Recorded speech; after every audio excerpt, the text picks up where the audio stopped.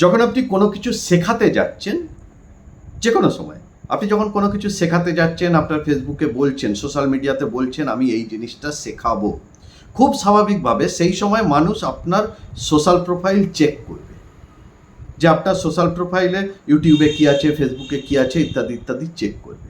এবং চেক করার সময় একটা জিনিস যেটা দেখবে, যে আপনি যেটা বলছেন, যেটা ভাবছেন আর নিজে যেটা করছেন, সেই তিনটে অ্যালাইন্ড আছে কিনা। যদি সেই তিনটে অ্যালাইন্ড থাকে তাহলে আপনার সাথে মানুষের একটা বিশ্বাসযোগ্যতার জায়গা তৈরি হবে। কিন্তু যদি অ্যালাইন্ড না থাকে তখন কিন্তু মানুষ আপনাকে বিশ্বাস করবে না। ধরুন আপনি বলছেন আমি শেখাবো সফট স্কিল, কিভাবে সে বেটারভাবে মার্কেটিং করতে পারবে। আপনি এদিকে ফেসবুক পেজে কি দিচ্ছেন না, ফেসবুক পেজে যে পুজোর ঢাক বাজানো বা শেয়ার ট্রেডিং কিভাবে করতে হয়। মানুষ কি রিলেট করবে দুটোর সাথে, কি মনে হয় আপনার?